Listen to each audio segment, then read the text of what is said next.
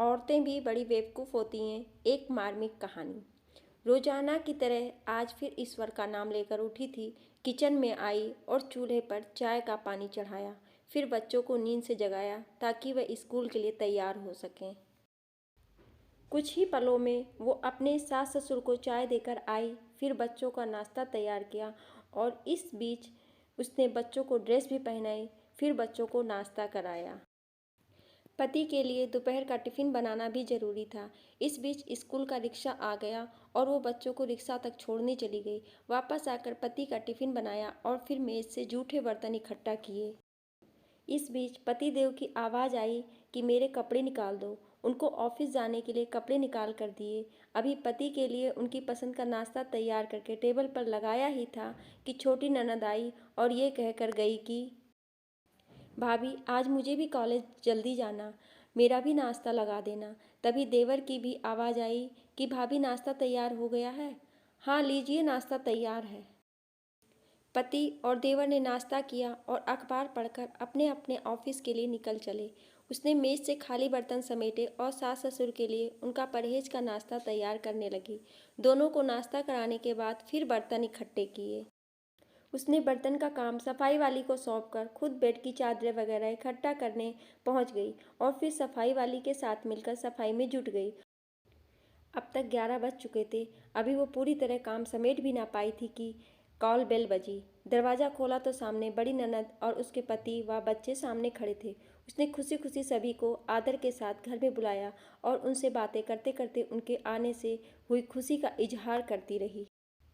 ननद की फरमाइश के मुताबिक नाश्ता तैयार करने के बाद अभी वो ननद के पास बैठी ही थी कि सास की आवाज़ आई कि बहू खाने का क्या प्रोग्राम है। उसने घड़ी पर नज़र डाली तो 12 बज रहे थे। उसकी फिक्र बढ़ गई।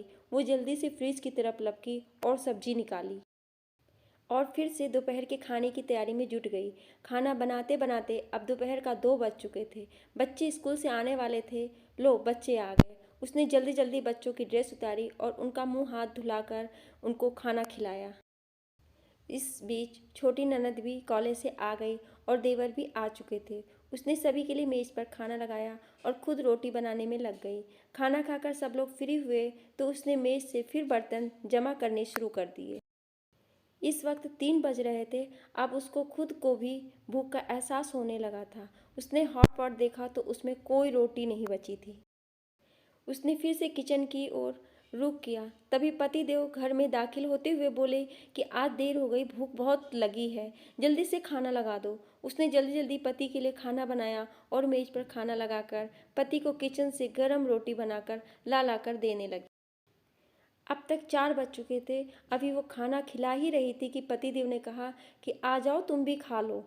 उसने हैरत से पति की तरफ देखा तो उसे ख्याल आया कि आज मैंने सुबह से कुछ खाया ही नहीं है। इस ख्याल के आते ही वो पति के साथ खाना खाने बैठ गई। अभी पहला निवाला उसने मुंह में डाला ही था कि आंख से आंसू निकल आए। पतिदेव ने उसके आंसू देखे तो फौरन पूछा कि तुम क्यों रो रही हो। वो खामोश रही और सोचने लगी कि इन्हें कैसे बताऊं कि ससुराल में कितनी मेहनत के बाद ये रोटी का निवाला नसीब होता है और लोग इसे मुफ्त की रोटी कहते हैं। पति के बार बार पूछने पर उसने सिर्फ इतना कहा कि कुछ नहीं, बस ऐसे ही आंसू आ गए। पति मुस्कुराए और बोले कि तुम औरतें भी बड़ी बेवकूफ़ होती हो, बिना वजह रोना शुरू कर देती हो। आशा करती हूँ कि ये कहानी आपको अच्छी लगी होगी। अच्छी लगी हो तो लाइक, शेयर और सब्सक्राइब ज़रूर करें और इस कहानी में आपकी क्या राय है हमें कमेंट करके ज़रूर बताएं। Thank you.